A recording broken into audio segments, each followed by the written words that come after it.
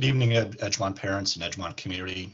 Welcome to our evening of information about the Science Scholars Program. My name is Mr. Mark Nowak. I'm on the science faculty here at Edgemont Junior Senior High School.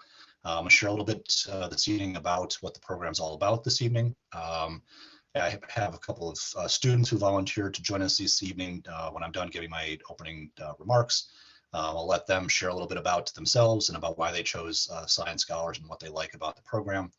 We also have Ms. Bayless here with us this evening, the chair of the science department, along with Mr. Hosier and Ms. Joseph, our principal and assistant principal, respectively. If you didn't see it ahead of time in Mr. Hosier's blast, there is a link to a Google form which will allow you to ask questions. Since this is an interactive Google Meet or a Zoom meeting, the only way I can see your questions is for you to fill out the Google form. So please do so. When I share my screen, I will also show you the Google form link. I might as well do that now. So let's see.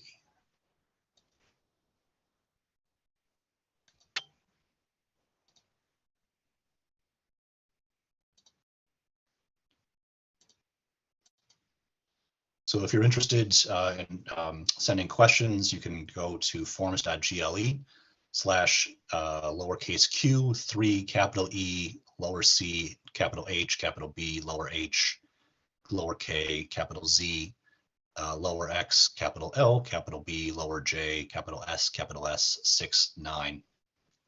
Again, that link was sent to you in the blast by Mr. Hosier. So if you are interested in checking that out or sending in a question, you are welcome to do so at any time. At the end, we'll address questions. I'll answer them if they're appropriate for me. I'll invite the students to answer if they're appropriate for them, or Ms. Bayless if it's part of the questions. Let me share my presentation with you, and we can get started. So again, welcome to our evening of information about the Science Scholars Program here at Edgemont Junior Senior High School. I was recently in a meeting, and one of the women who works for our Southern Westchester BOCES, she said she was part of the inaugural class back in, I think she said 1998. All right, Mr. Nowak, we don't see your screen. Okay. We also lost your camera when you try to present. Thank you, Mr. Hosier. Let's try this one more time. Can you see me and or my screen? We see you, but not your screen. All right, let me try stopping that share. Try this one more time.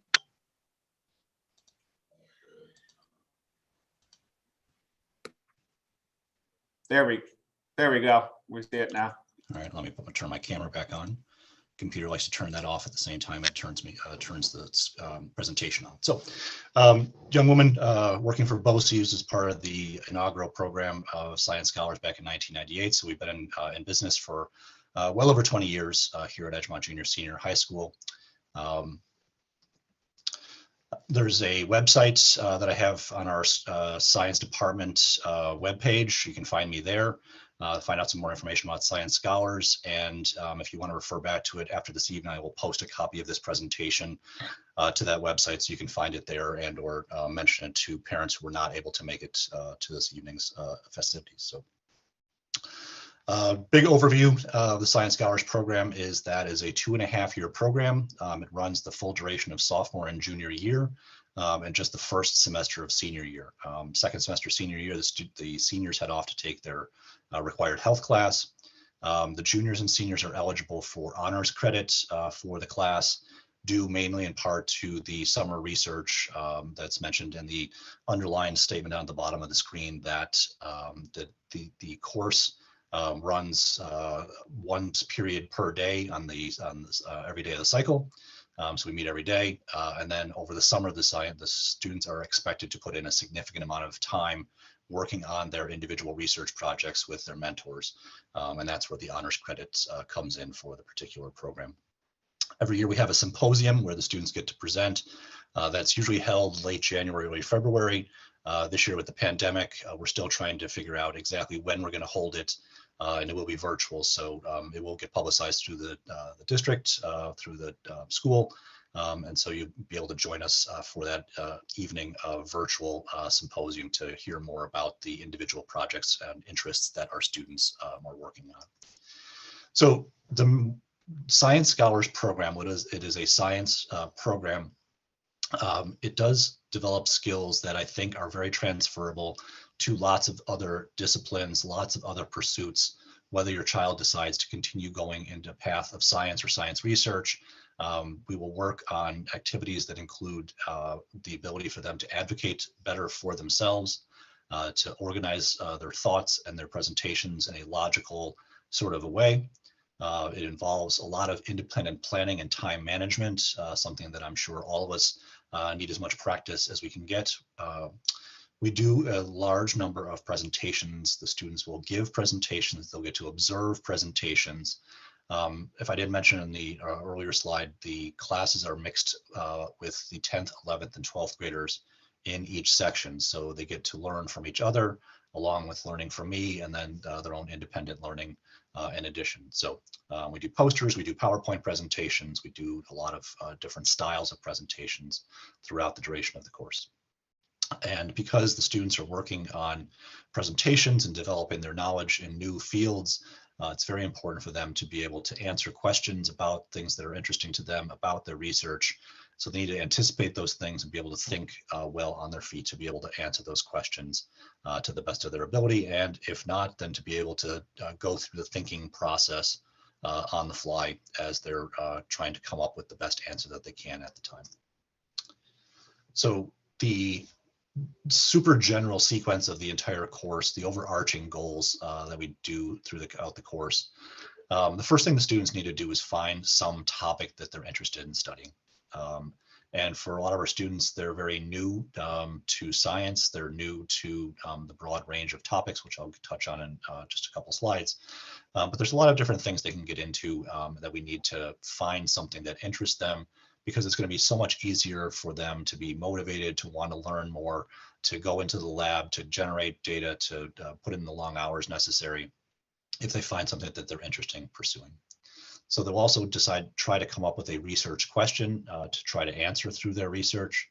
They're going to find a mentor to help guide them through their research project. They're going to perform original science research or research in the field that they're interested in. The end goal is to write a research paper that tells a good scientific story with lots of evidence and lots of backup of prior literature. It doesn't necessarily need to be publishable in a journal per se, although we do wind up with students who wind up with published research by the time they finish up with high school. Because they do so much reading and so much research on their topic, the expectation that they're going to become the local expert on the topic that they are interested in, they're pursuing and educating themselves on. And what some of the students will look forward to is the competitions to show off their knowledge, their skills, the hard work that they put in. And there are a number of competitions that the students are eligible to compete in during different phases of their science research or science scholars time. I think this is one of the biggest challenges that I've been facing is making sure that students are aware of the very broad range of possible topics that they could do research in. It's much broader than no one would normally think. Let me change a slide here and share a different screen with you. Mr. Hosier, are you able to see my STS category descriptions now? Yes, although again, we lost you when you presented, so if you want to turn the camera on. Sorry. Peekaboo. All right, there we go. All right, so why this page goes on and on. It's actually multiple pages, but you can kind of see just the broad spectrum of possible topics the students could pursue if they were interested in pursuing scientific research in a bunch of different fields. Students typically come to our program coming out of the 9th grade into the 10th grade, where they've just got done taking living environment. So a lot of them are very focused on biological sciences, cancer research, Alzheimer's research, but there's a lot of other choices, including lots of topics in animal sciences, behavioral and social sciences. It's a huge category when we go to the science research competitions, both human and animal behavior, all sorts of things, including archaeology and anthropology, linguistics, urban problems, public opinion surveys, educational testing. The biochemistry, bioengineering has become much bigger over the last couple of years. Cellular and molecular biology is also a pretty big category. Chemistry, near and dear to my heart and Ms. Bayless's heart. Plastics, fuels, pesticides, inorganic chemistry, soil chemistry. We've got a lot of students who are very interested in algorithms and computational computer science, artificial intelligence, machine learning. A lot of that stuff comes into the computational biology and bioinformatics category. Standalone category just for students who are interested in computer science stuff, graphics, internet networking, software engineering, simulations, virtual reality, encryption, all that sort of stuff. Earth and planetary science, engineering of all different sorts, aeronautical, mechanical, civil engineering. I remember seeing a student at a competition talking to me about pothole research in New Jersey, environmental science of all different sorts, climate, human impacts, pollution, different types of remediation, genomics dealing with DNA, deep sequencing studies. Material science has been becoming more and more popular, different ceramics, polymers, plastics, whether those are used for biological or for other purposes. Pure mathematics is also an area for research. Calculus, geometry, abstract algebra, complex analysis, the medicine and health category, spanning all sorts of different topics within medicine and health, neuroscience, attention, perception, cognitive processes, physics of all sorts, superconductivity, plasmas. We have students who are interested in different forms of energy, including nuclear fusion and fission energy, plant sciences, horticulture, forestry, plant physiology, space sciences. So this is a series of possible options that your children could pursue. I've been seeing students working on the math supporting finance and monetary policy. There was a student who just won one of the awards in one of the recent competitions that was involved in research of the math and science behind politics and political dealings going on. So there are so many different options available to kids. It's not just what they would normally think of as pure science, as the biological, chemical, or physical sciences. So let me go back to my presentation. Let's see if we can do this without messing everything up again.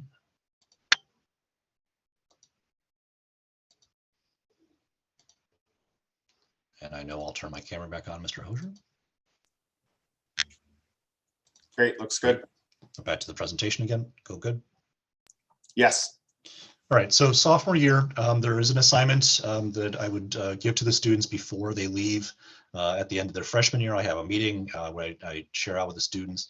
The main reason for the summer reading assignment is to introduce the students to a broad spectrum of those topics. Most of them are not really aware of what's going on in the world of scientific research.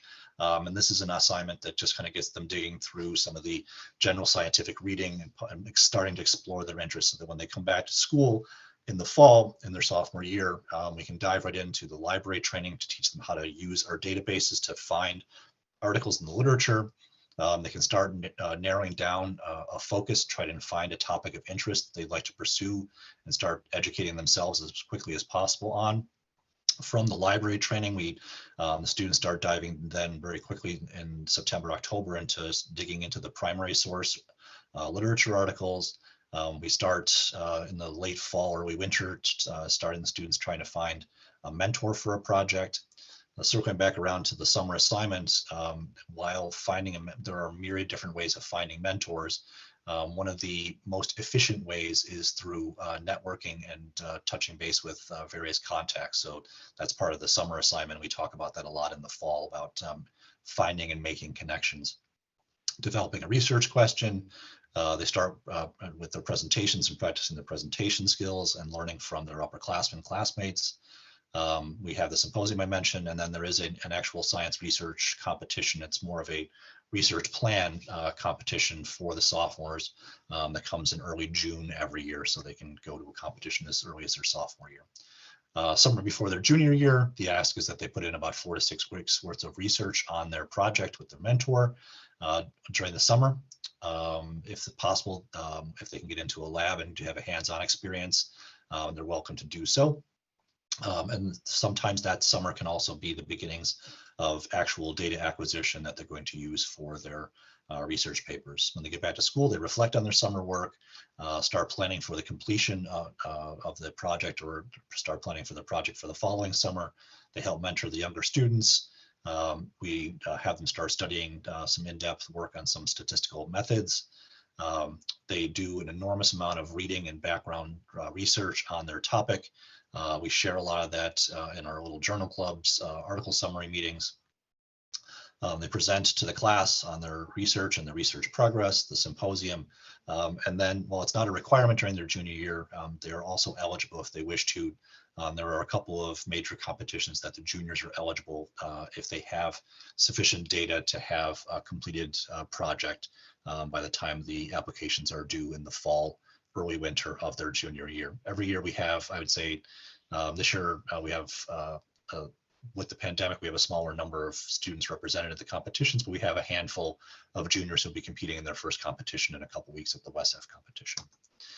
Before senior year, that's the big time commitment. That's when the bulk of the projects get worked on. So it's a full 6 to 8 weeks of full-time lab research. This is effectively an actual job for the students over the summer. A lot of them are putting in 40-hour work weeks, working on these projects, collecting their data, analyzing the data, writing up their papers, and beginning their competition paperwork. When they get back to school in the fall, they're refining the draft of their paper, trying to finish that up. They're working on their presentations for the competitions. They're finishing up their applications to those competitions. They interact with the mentor to finalize their paper and their presentations, make sure they have everything right. They present at the symposium. They then compete at various competitions, and it's also their task to help mentor the students who are coming after them. So the major competitions that we deal with on an annual basis, the Regeneron STS or Science Talent Search. If you are of a certain generation, you may remember this as the Intel, and if you are an even further long generation, this was the Westinghouse Competition. So this one's been around for a very long time, very prestigious competition, very generous prizes for this one. This is only open to seniors. No juniors are eligible to apply for this one. Nothing in person unless they move really far into the competition. So it's an online submission for that one that's due in October. The Westchester Rockland JSHS, or Junior Science and Humanities Symposium, is open to seniors and juniors in a typical year. That competition is usually held on a Saturday in late January, early February. The WESF, or Westchester Engineering and Westchester Science and Engineering Fair, is also open to sophomores and juniors. That one is a big competition. This year they're expecting over 600 competitors at the WESF competition. Typically in a non-pandemic year, that's held on a Saturday in mid-March. The WRJSHS is a feeder competition for the sub-regional competition in Albany, and then the national JSHS competition. WESF is our regional fair that is the feeder competition for ISEF, or the International Science and Engineering Fair. We also have another local fair, the Tri-County Science and Engineering Fair. That one's open to seniors and juniors. That's usually held in mid-April. And then, like I mentioned, there's the Westlake Sophomore Science Fair, exclusively for sophomores. Our seniors actually act as judges at that competition, and that's typically held in early June. And there are piles of other competitions, smaller competitions, ones that are targeted more specifically to a particular discipline or a particular type of research, whether it be neurology, environmental research, or something like that. So that ends the formal part of my presentation. So I'm going to stop sharing my screen now. And I'm going to invite some of our, stop my share over here. I'd like some of our students who are participating in the meeting to share a little bit about their experience. I'm looking at the list, we have one senior, a couple of juniors, and then even a couple of sophomores to join us today. So Shankar, why don't we start with you? You're our representative senior. Can you tell us a little bit about your experience in Science Scholars, what you got out of it, what you liked about it, maybe a little bit about your project? Keep it brief. We want to make sure we leave enough time for questions from the parents in the audience. Okay. So I guess for my experience, what the first thing that we did, like even the summer before any of the classes started, is that we had to actually get in touch with some of the different topics that might interest us. So we would kind of get an idea of what to do beforehand. We were kind of supposed to like look online for certain topics that might interest us in a few different articles.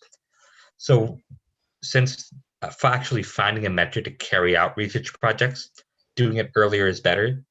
So by learning the actual topics that would interest us beforehand, we were actually able to get a head start on that.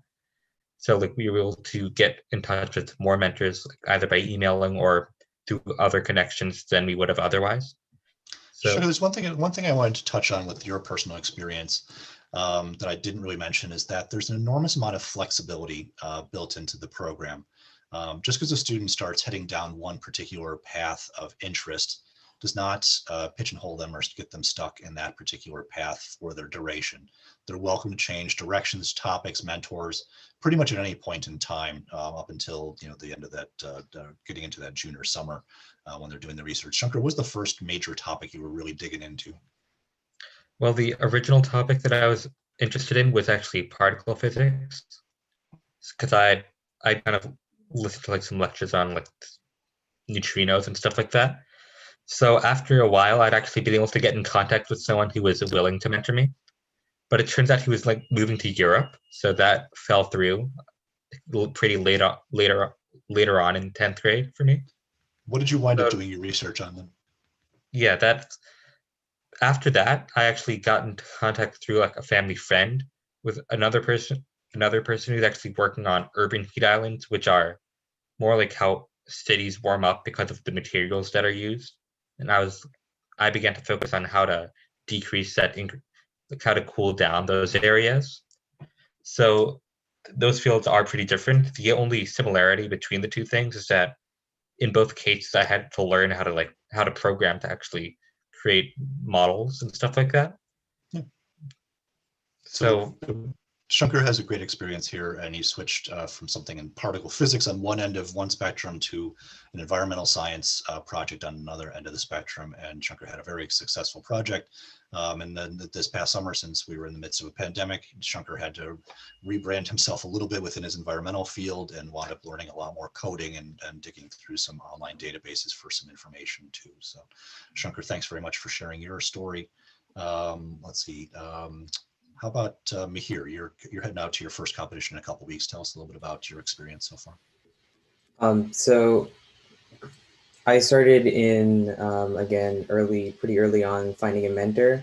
I ended up finding my mentor through a connection I had from my sister's robotics team. There was a few other ones that I had talked to before. One, even through cold emailing, we went as far as an in-person meet, but that didn't work. So I ended up defaulting on someone I had a connection with.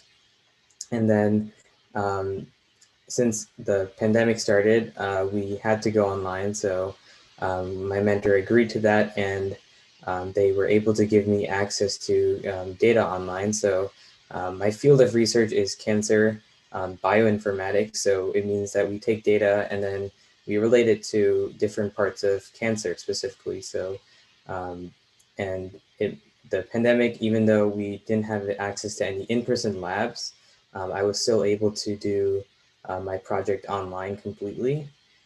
So I felt that this year has been really fulfilling because I was able to get experience with researching and collecting data, even though I couldn't do lab work. And then in a few weeks, I'm going to be presenting at WESF, which is the competition that's available for us this year. So I'm really excited about that. Here is remind me again, is your mentor local here in the New York tri-state area, or are they somewhere else? So some of the mentor candidates that I had were originally in the New York State area, but my mentor is actually from Arizona, and she works at the ASU. So since it was remote, it worked out. We were able to talk through Zoom.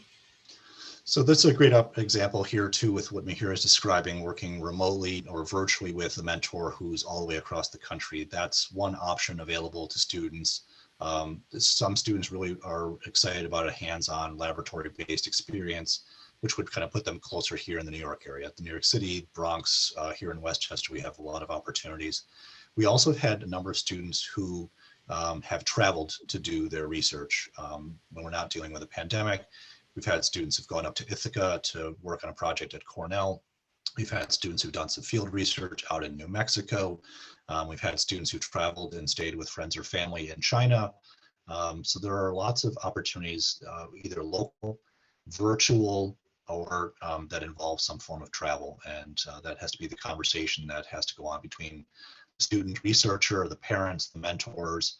I think the science community has become much more understanding of virtual research. More resources become available through databases and online, and through the use of computer algorithms. A lot of data analysis can be done remotely, and the mentors have gotten much more comfortable with Zoom and FaceTime and things like that. So students have an opportunity to work with people remotely, in addition to opportunities working much more closer to home.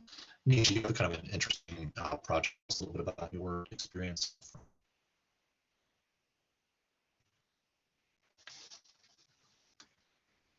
Nisha, are you there? Oh, sorry, my Wi-Fi is a little bit unstable. Are you able to hear me? Can hear you just fine. Yeah, so my science scholars experience, especially with research, has been a little bit unconventional in that most of my research, I've done it pretty much like independently, but I feel like Science Scholars has given me such like an interesting avenue to have the skills to do an independent project, because when I think one really underrated aspect of Science Scholars is like the comprehension skills you gain from doing all the assignments that you have, like reading journals, having access to literature, looking through science articles. That really helps you get information, learn how to process information quickly, and that helped me go out on the right foot when it came to conducting my own independent study, because I was able to get a lot of information about my topic, which has to do with artificial intelligence, and I was able to build up a pretty big vocabulary and knowledge about AI in general. So I'm going to be competing in WESF in 2.5-ish weeks, like me here. And I'm excited to see how that goes. And yeah, I think Science Scholars is just a wonderful opportunity to improve so many skills that are transferable to so many different classes. So I don't know if I mentioned it when we were talking, but Mihir and Nishi are both juniors who are able to compete this year. Isha, who's with us this evening, and Sean are also juniors. They didn't have enough data from this past summer. The project didn't move along as quickly, so they're not going to be ready for competitions. There's no requirement to compete during the junior year. It's an opportunity, and I think it's a great opportunity if students can pull it off, but there is no harm, no foul if you can't do a competition in your junior year.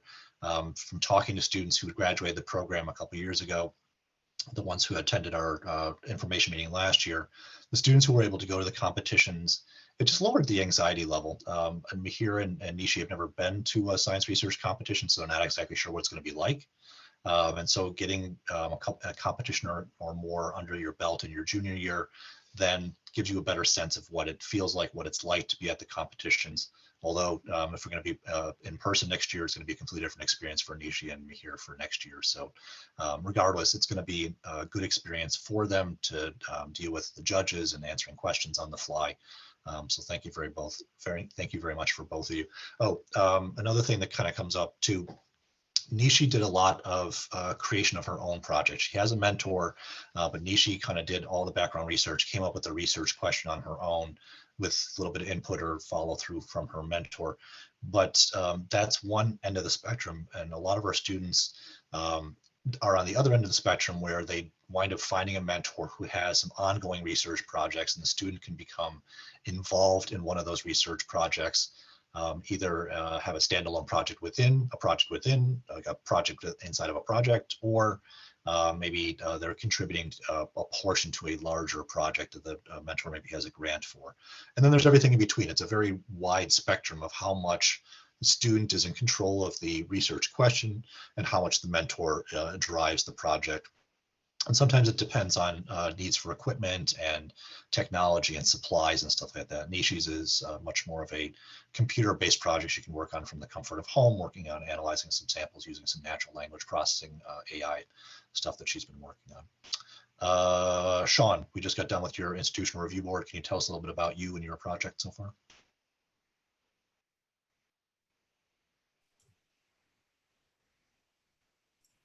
Okay, I don't know why, but I like kept clicking the unmute button and it wouldn't work. So my project was is essentially like based around looking at like vaping advertisements and seeing how we can make them more effective. It's like a social sciences type thing. And I really regret like not getting it I guess jump started earlier, because like I don't have the opportunity to compete right now. I just got done with my institutional review board, which is sort of like a regulatory board I have to go through to make sure like my survey questions aren't offensive or they aren't like, I guess, mentally triggering for people. And then once I got done with this, I just have to like find the right people to like, I have to send emails out to parents, which is, I guess, the people who are listening right now. I have to send emails out to you all to confirm like, hey, are you all cool with your child taking the survey and then watching these advertisements and like rating these advertisements and seeing how effective they are. So that's about the width of it. Okay, so we got a couple computer science projects. We have an environmental science project, but Sean was talking about his behavioral science project. Isha, can you tell us a little bit about your interests? Yeah, so last year I kind of started off with like forensics and specifically like craniofacial reconstruction. And I tried finding like mentors in that like arena, but a lot of them like lived abroad and like I would try and email them, but I just wouldn't get like responses. So then I kind of like turned towards contrast agents for cancer. And then I kind of was not really interested in that. So then now I'm doing kind of like psychological distance, and that's like where I found my mentor. So I've been like working with my mentor, and I've been kind of like with her assistance like been designing a project. And there was kind of like a lot of reading to do just because it was kind of like a lot of like philosophical things and like things like that. So over the summer I did like a lot of reading and research for that. And so like I didn't really get the opportunity to collect data, but right now I'm kind of like in the process of still like designing my experiment. And then hopefully like over the summer, like I'll be able to conduct it and like collect data and compete next year. So what I like about Isha's story is that Isha tried forensics first, wasn't finding as much success as she wanted in that particular field, changed topics to contrast agents for cancer, didn't thought it would be kind of an interesting thing, didn't find it as interesting as she thought she was, and now she's on a third topic. So again, where you start does not necessarily where you're going to end. With regards to mentors, I don't know if we've had anybody here so far that I'm looking at the list who has changed mentors. And this happens every year. We wind up with a couple of students who find a mentor for the first summer. Either the project kind of came to its natural end, the student wasn't as interested in the research, or didn't get as much hands-on experience as they wanted to. Another opportunity arose during that first summer, and so they jumped on another opportunity. And there's a couple competitive mentorship opportunities that are only open to seniors that we've had a couple students apply to and get into and do some really knockout projects the last couple of years. So finding one mentor for 2 summers would be fantastic, but there are, again, flexibility in students finding mentors. My experience shows me that students work hard, and sometimes it's a little bit slow in coming with finding a mentor the first time around. But for some reason, once they break the seal and if they found the first mentor, now they've got the skills or the skill set, the second mentor comes usually much, much more quickly to the students. I've had students who started out, and I asked the students to send me email updates over the summer. One of our current graduating seniors was working on a project over the summer. I got an email from her, and she's like, "Oh, Mr. Nowak, I just wanted to let you know the project wasn't moving along all that well. I was having lunch with some people and talking to some people down the hall, and they were doing some interesting work. So I'm changing mentors. I'm going to start working with the people down the hall next week." So people change projects all the time. They find mentors until they find a project that intrigues them and keeps them motivated and want to keep going further. I think that gets us through all of our juniors we had on the list. Sophomores, we have a couple of sophomores here. Would anyone like to, oh, I'm sorry, Shivi, we have Shivi, who's also gonna be competing this year. I'm sorry, I missed you, Shivi. Hi. So basically, my experience is I've had a very good experience with Science Scholars. I think it teaches you a bunch of really important skills, like Nishi said, that you can use outside of the classroom, including like making presentations quickly and making them very effective. I remember at the beginning of the year, I was so nervous to present, and like in almost all my classes, and then like now presenting is almost like a treat. Like it's so easy because we practice so much in the class. I also think another important skill we learn is like reading. Like we read so much literature that like it's so easy to understand such complex text. Like if I looked at myself like a year ago, I would not think I'd be able to understand these things. And it also just gives you a better idea. Like I can listen to any of my classmates' presentations and then have a much and like learn something new each class based on what they present, which I think is super important. And it's like you're learning something new every day. And then in terms of my research experience, I knew going into the class, I didn't really want to do biology. I wanted to do something more robotics and computer science based. So I was scared that at first, like I wouldn't really find like avenues for any sort of research, but I actually ended up finding a mentor very early on by emailing her, and it's in a robotic rehabilitation lab. And over the summer, I was able to work remotely, and I was able to do data augmentation, which basically just uses computer science to like generate new data sets for my mentor to better design her robot, which was really cool. So, and I was able to be a part of her, like the lab's group meetings, and I was able to hear all of them present too. So I was able to learn about all the research going on in the lab at the same time, which I thought was super resourceful, especially to like in terms of like networking in that lab too. Like I wasn't only working with my mentor, I was talking and having conversations with people throughout the whole lab, which I thought was really just very helpful in terms of like the big picture, and then helped me figure out like more of my research interests like for like next year and next summer. And also like Nishi and me here, I'm also taking part in the Westinghouse competition in 2.5 weeks, and I'm very excited for it. And I'm just very lucky that I was able to have data and I'm able to compete in it. So in some of the students' projects like Shivi's could actually have some impacts on people's lives. Shivi's working on doing the data augmentation for this robotic rehab tool for stroke patients. So the work that Shivi's working on with her mentor could rehab stroke patients much more quickly, much more efficiently, and have a major impact on people's lives. So the science research that's done by high school students, even though it's conducted in a few months over the summer, can be very impactful, have a lot of repercussions for the community and for people who are suffering from various things, whether that be stroke rehab, cancer patients, various things, even a better understanding of what's going on in our environment with urban heat islands like Shankar was talking about. So the students, I think that's one of the biggest things when I talk to the judges and or any of the parents who come to the symposium. They're so impressed by the knowledge that their students and the children have, how quickly, like Shivi had mentioned, last year she couldn't imagine reading through these articles the way she does and digesting them and understanding them. The vocabulary that Nishi had mentioned that she has acquired in such a short amount of time. I see the students at the beginning of their sophomore year, and I see this like exponential growth in them, and it's amazing how quickly they acquire knowledge and gain skills and vocabulary and presentation skills. And the mentors resoundingly are so impressed with the work that the high school students do, their work ethic, how quickly they learn things.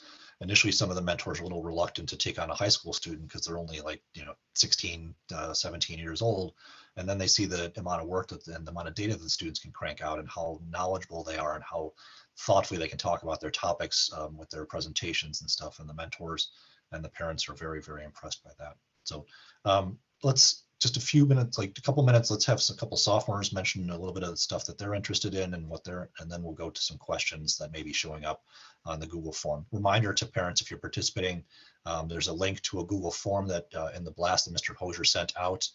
Please fill out a question on there and then I'll address those questions as soon as we're done with the formal presentation portion here. So Herdy, Alex, Horace, Miriam, any of you want to say a little something about your experience so far? Sure, I'll say something. So my main interest of research is cryptography and its applications, especially in how it relates to cybersecurity. Before I started really getting into the program, I mostly thought that the main focus would be biology and things like that. And a lot of people do that.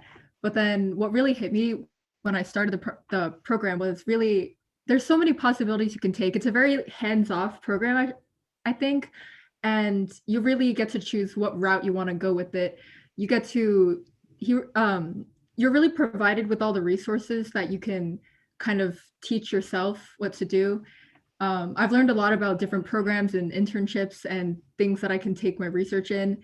And I think that's a really important thing because you get to follow what you are passionate about and you get to kind of control your own experience here. So it's really what you make about it. And there aren't any other classes where you really get that same level of independence with. And I think that's really cool. Thanks, Miriam. I really appreciate that. And I think one of the things that I like most about being the teacher in the Science Scholars class is how much knowledge I've gained in my time at Edgemont Junior Senior High. I learn every day something new that I didn't know before, and I learn that from the students. And I think in most of the other courses, the flow of information goes much more so the other way, from the teacher in the room going to the students. The students are the ones who are the local experts on their particular topics. I've become much more knowledgeable about things like CRISPR-Cas9 and the urban heat island effect and cryptography and natural language processing, but I cannot hold a candle to the knowledge that the students have in these particular topics. So any of the other sophomores want to share a little bit of their experience so far?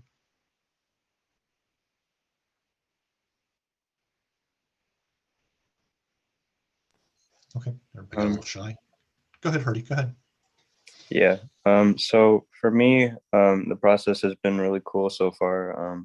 It's definitely, it's really cool to learn about something that I'm really interested in, and even though it might not conventionally be like a topic at school where I might be allowed to like research further in more depth with.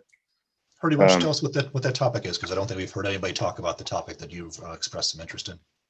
Yeah, so I'm looking into vocal physiology and anatomy, which is basically how the voice works.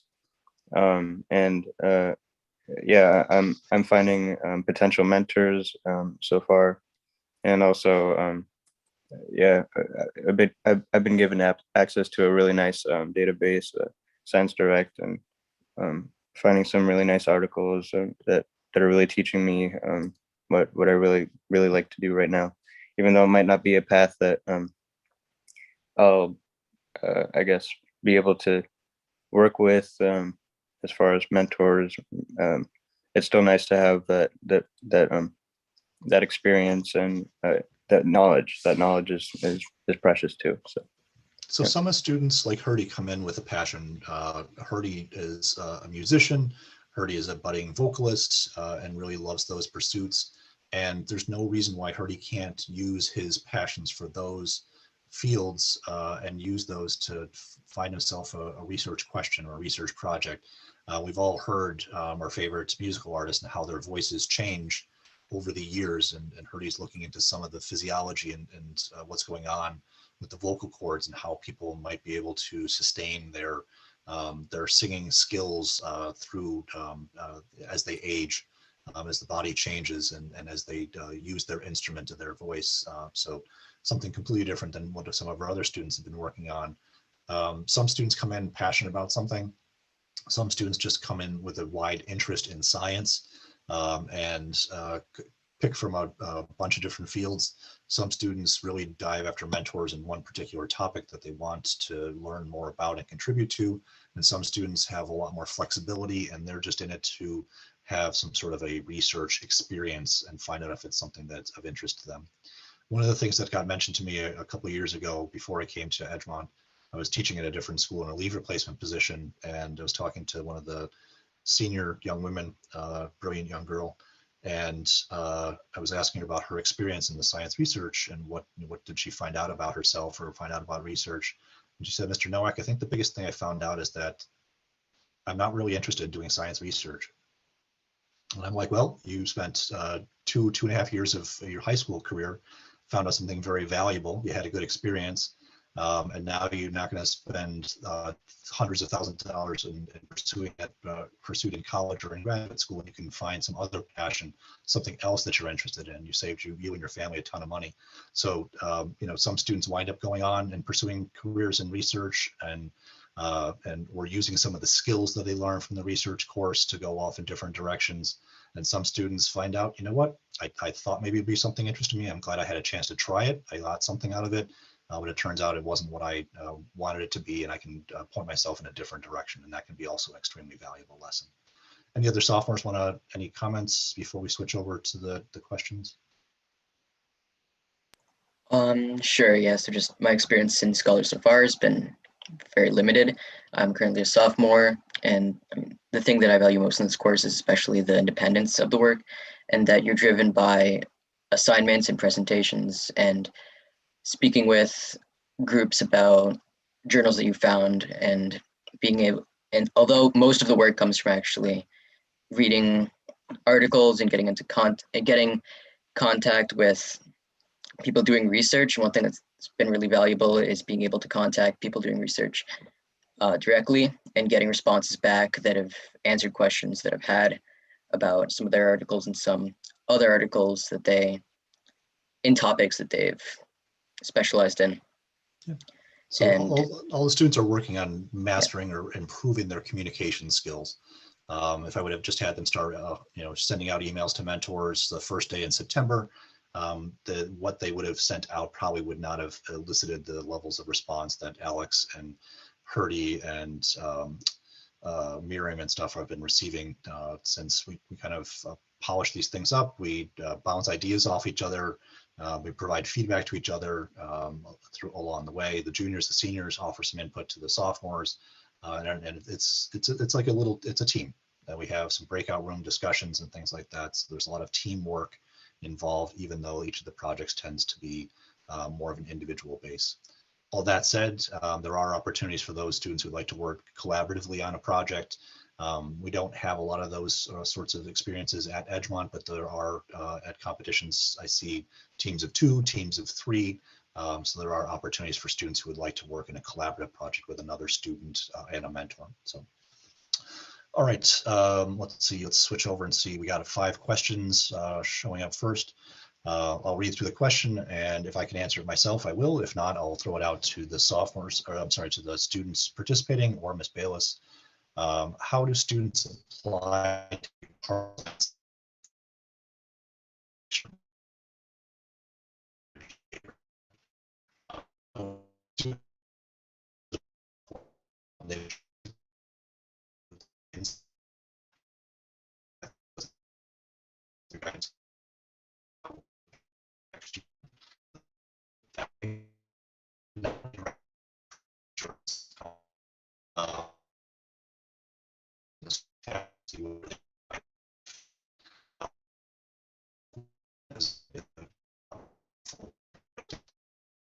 like you've heard from a number of our students, there isn't a large amount of independent work and reading. We do collaborative things and sharing and things like that. But if your student wants to pursue a path of CRISPR or biotechnology or Alzheimer's research or any project or aerospace engineering, they're going to because they in the class. There's no science compared to is that the course sometimes appeals to students whose brains work and think in a different way than those students who excel in the more traditional science courses where they're taking in information, they're processing the information and being able to apply that information. In this case, some originality, sometimes thinking outside the box, is a as valuable, if not more valuable, skill in a science research class than it would be in some of the other science courses. So we don't have a GPA requirement. It's open to anybody. Students self-select whether they want to join the course or not. I think when you sign up for the course, the points where if you found that it turned out not to be something you thought it was going to be, or you're not as interested in as you thought, usually within the first month or two or so, people can find out at that point in time that they're not really all that interested in pursuing it when they see what sort of research interests or research fields are out there. That's one stop. We ask the students try to finish up through their sophomore year before they make a decision to stay or not to stay at the end of their sophomore year. And then I've also had some students who worked on it for 2 years. And then that second summer, they decided they were more interested in pursuing something else and didn't want to spend their summer doing summer research. So we've had some students who dropped after their junior year also. So there are off ramps, if you want to call them. And if you want to take the chance and take the course, and it turns out not to be something that you thought it was going to be, there are places where you can step off from Science Scholars and pursue a different path if you find a passion somewhere else. Do students have time to do Science Scholars and another club or sport at the same time? How much out of class time during the school year is required? That is really student dependent. Some topics require a lot more acquisition of knowledge. People who are interested, like Shankar was, in particle physics. I had students who were interested in aerospace engineering, quantum mechanics. If you don't have an experience in that already, the math involved can be a little bit daunting. And so sometimes that takes a little bit more time and effort on their part.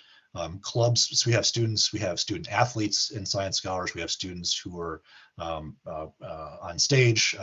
We have students on the student newspaper, campus newspaper. We have a number of students doing that, the yearbook staff. So there's plenty of time for students to do things outside of Science Scholars. Again, it really depends on how much they want to learn, how hard they want to work to find the mentor, and how involved they're going to be in their particular project. So there's definitely plenty of room and definitely plenty of space for them to do other stuff in addition to Science Scholars. The one time where it may be a little bit more challenging, I know a lot of our students are very interested in taking summer coursework, maybe going to camp. Those are the things that might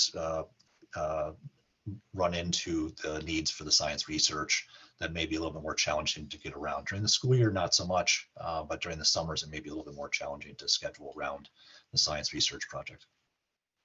Is Science Scholars good for my child's career? She wants to become a doctor. What exactly is Science Scholars? I hope we address what the Science Scholars is. I think the benefits are multifold, just from the independence of acquiring knowledge is something that maybe they don't do in some of their other coursework. As far as becoming a physician, it depends on what type of doctor they want to become. I think that if they do science research through Science Scholars, I think that might help them develop what type of medicine they might be interested in. I know that some students wind up going on to become physicians who are involved in research. And there are the physicians who are much more patient focused. We have a lot of research hospitals around here. I was working with a student a couple of years ago. I found a mentor, turned out to be the student's orthopedic surgeon. Surgeon wasn't sure if exactly he had the bona fides to be a mentor for a project for a Science Scholar student. So he sent me a copy of his resume. When I got to page 50 in the entire list of publications and presentations and collaborative work that the physician had worked on, I said, yeah, I'm very humble that you thought maybe you weren't worthy, but by all means, you definitely are more than capable of working with one of our students on a research project. So it depends on the kind of doctor the student wants to become. And I don't see any major drawback that I don't know, and Ms. Bayless might be able to speak to this.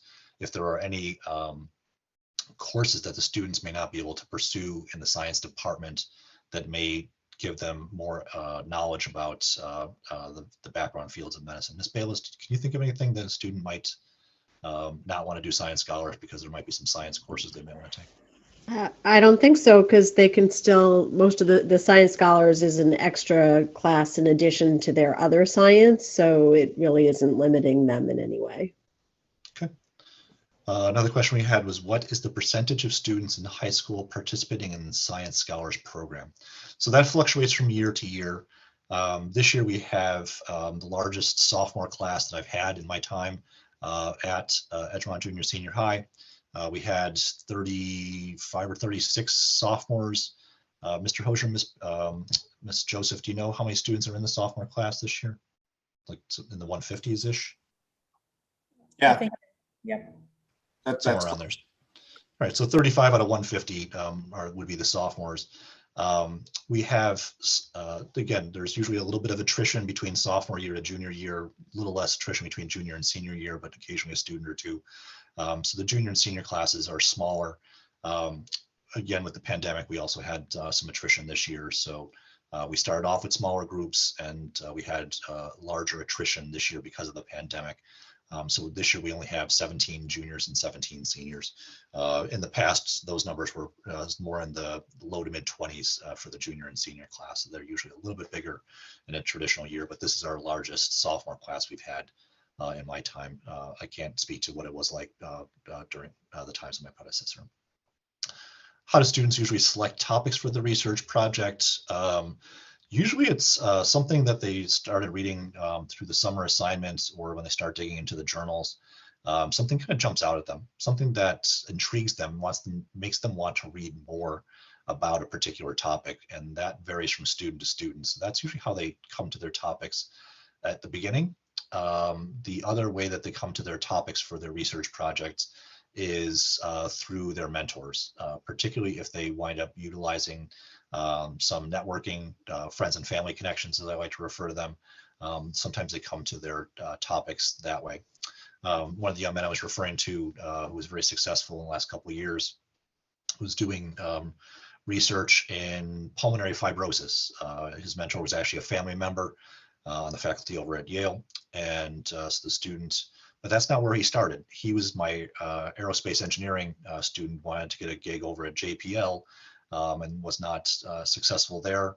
Wound up changing his focus, took the opportunity, and then became really passionate about the topic that he was working on in pulmonary fibrosis. So what may not have started off as an interest, sometimes the students really become engrossed in the research once they get their hands on it and start contributing to the project. So those are a couple of different paths for finding topics. Any of the students who are here, do you want to comment on how you found your topic? Was it something different than what maybe I had talked about?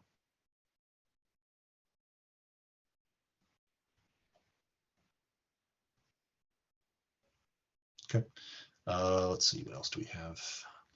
Can you talk through the different paths of this program in terms of the science courses that the student will need to take, or if the student participates in this program, can they then stay with it until the junior year? I'm not sure about how the program works in relation to the courses. Thank you very much for holding the session. Ms. Bayless, I think I'm going to consult your help on this one. I think we partially answered it in one of the. So basically the path that a student is going to take is sort of independent of science scholars, and probably lends itself more to their interests. So this year, the 9th graders are taking living environment. Next year, as a 10th grader, they'll have chemistry, so that they'll all, in science scholars, have a little bit of background in the biology and the chem. And then, as they move into 11th and 12th grade, the kids have the option to now, open up and either take a physics class or start to explore the different APs. And a lot of that then is based, again, on the student's interest and the path that they take. I don't think there's no requirement for the science scholars that the kids all have to take the same thing. So it's really just a question of right, like what their interests are and how that kind of then plays into the topic that they're choosing. Science Scholars is considered an elective. Maybe some of our administrators maybe could speak to if students choose Science Scholars, are there certain things that they would not necessarily be able to take because they elected to take Scholars as an elective? I mean, I can speak to that, but Mr. Hozier, you can add as you see fit. But it would take a spot in a student's schedule. So Science Scholars has a block. So if your child chose to take Science Scholars as an elective, it takes a spot from some other course they'd want to take. That could be an art course or performing arts. So it's like any other elective. It just takes the space of some other elective. So choices will matter in this case. Mr. Hozier, I don't know if you wanted to add something. Just add, there's so many different courses that we offer. This course takes that spot, so you don't have time in the day to take another course that you might be interested. So it is important to figure out what you're interested in and then pursue that. The only other thing I would say is that typically if we do have students who are interested in Science Scholars, we encourage them to take health in their 9th grade year so that they have more room in their 10th grade year. Yeah, so it doesn't take away from any of the core science or math opportunities that they'd be able to take. So because it does function as an elective. Let's see if there's any other questions. I think I got that one. About the application to the program. The time question. Good for the career. Percentage of students. And selection of topics. If there are any other parents who are on who want to submit a question, you're more than welcome to. We're technically right around 8:01, so we're kind of at the end of the natural window of this.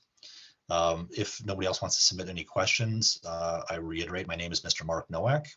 You can reach me at mnowak@edgemont.org, or you can reach out to Ms. Bayless, our science chair, or any of our administrators, and they can funnel the questions to me.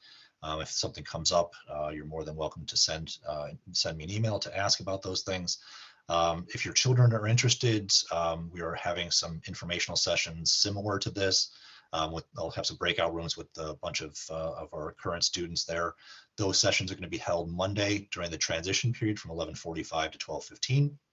And I'm holding another one on Tuesday after school from, I think, 3:30 to 4 o'clock. So there are opportunities for your children to jump in and find a little bit more and ask some of their own questions.